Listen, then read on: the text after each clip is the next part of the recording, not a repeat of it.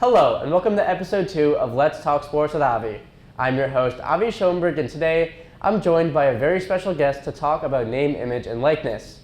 We'll be talking about what NIL is and how it impacts college athletes and college programs. So, without further ado, let's talk about it. I'm here with Jarid Morton, one of my professors here and a PhD candidate here at The Ohio State University. How are you today, Jarid? Doing good, man. Yourself? Pretty good. So I just have a couple of questions about NIL, name, image, and likeness. Starting off, just for the viewers, how would you explain the concept of NIL to someone who might not know what it is? Yeah. So if you don't know what it is, like putting it into perfect layman's terms, breaking up NIL into the actual words that they are is name, image, and likeness. And so let's say that I'm a professional football player and I play for the Cleveland Browns, and someone is going to make money off of my image or my name, right? Or something similar to either of those, so likeness. You have to pay me for it because you can't monetize off of that. So let's say that someone wants to associate their brand with me. They'll take either my name and they'll say Jarid Morton, quarterback of the Cleveland Browns, is sponsoring this product, or they'll use, just my image or the likeness of it, so something similar to either my name or my image. Got it. And kind of going off of that and now talking about college sports, because obviously we've now seen the rise in NIL in college sports. How has that developed over the last couple of years? So yeah, it came into effect in 2021, and all that we've seen as a change or a result of that is that it's now a recruitment tool.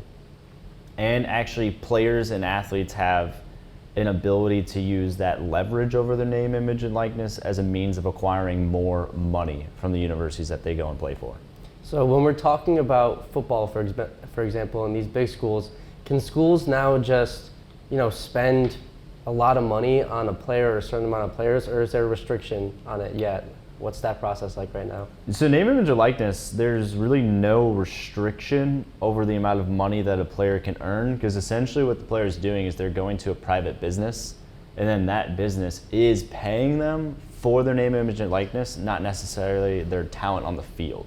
However, aside from name, image, and likeness, there's a recent court case between the NCAA and House, and the House version or side of that is just a collective of players who sued the NCAA for not being able to profit while they were as student athletes. And so now there's the ability for universities to pay student athletes directly for their talents, and there's a $20.5 million cap on that. So is that $20.5 million, is that just for one sport, or how is that divided up? Yeah, so that's all sports, the entire athletic department's budget. Got it, perfect. So how do you think NIL deals have leveled the playing field, not just for athletes, but some of these big time programs? I don't think it's really leveled the playing field for big time programs at all, because before name, image, and likeness and after name, image, and likeness, we still see the same universities going to the college football playoffs and then the same universities winning it. There's nothing new there. The last two have been Ohio State and Michigan. Before name, image, and likeness, if I told you that, you would have said, yep, that's right with the status quo. Now for athletes, some of the positives of it is that if you're going to go and play in a multi-billion-dollar industry, you now have leverage as a person working in that environment to negotiate a fair and reasonable sum of money that is reflective of what you provide. So you've seen some negatives of this.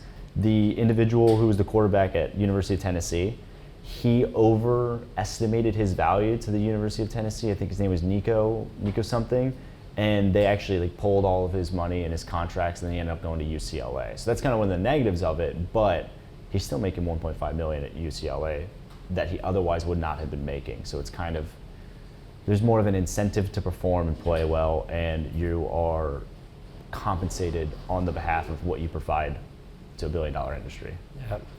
Because of everything we just talked about, some people are going as far as to saying that college sports is turning into professional sports in a sense. Do you think that's a fair evaluation of it? I do, and I think people who are saying that, they weren't aware of what big-time college football was before name, image, and likeness. It was already a professional environment. The only difference now is that the laborers, which are the players in that industry, are actually being fairly compensated. That's the only difference. Yeah, so you think overall this is very positive for the players now that they're able to make money off of their name, image, and likeness? Yeah, it's very positive for the players, and I'm of the belief that's actually very positive for college football as a whole. Yeah, but that raises the question, at one point is this now turning into certain programs are now elevated because they can pay their players more than compared to, like, let's say, non-Power 4 schools. You know, you have your Ohio States and your Texas Techs that can pay, like, Jeremiah Smith $5 million just to play football. So at what point do you think it becomes, you know what, it's becoming a business now that we don't have the house settlement and restrictions in play as of now? So let's do like a Power 4 comparison to a Group of 5 comparison. When was the last time a Group of 5 school made it to the college football playoffs? You don't know off the top of your head, but it's so rare that you can't even name one school off the top of your head. So there was never any competitive balance between those two schools. All this has done is it's given a different recruitment tool that it's evenly distributed across Power 4 and Group of 5 schools as though it weren't there to begin with. Because if you think of the differences in scholarships that they can offer, the differences in opportunities post college success, one of the reasons you go to Ohio State over a Western Kentucky university is that the potential to go pro is significantly higher. Okay. The other facet of that is that Jeremiah Smith isn't going to make $5 million from the university or from the Ohio State University. The reason being, if you only have $20.5 million and you want to be competitive across a large number of sports, you're probably going to evenly distribute it to where Jeremiah Smith will make in the region of probably $1 million, so he will make 7 figures. But then you think of Julian Sang, for example, of Ohio State. How much is he going to make? Because if you give Jeremiah Smith $5 million, well, wouldn't you give Julian Sang the equivalent? Now you're down half of your budget. So does that give an unfair advantage to universities who can come out and pay the $20.5 million? Sure. But I would make the argument that it levels the playing field, because now universities who haven't been competitive in the past, but who have a wealthy alumni who are willing to front the bill, they now have an opportunity of a pathway forward. And you're kind of seeing that with Vanderbilt at the moment, who's performing better than anyone would have expected them to. Got it. So kind of transitioning that to how it impacts the athletes. We just talked about how someone like Jeremiah Smith in football could be making $1 million of that $20.5 million, but what about athletes in the other sports such as tennis or swimming? How do you think it'll impact them?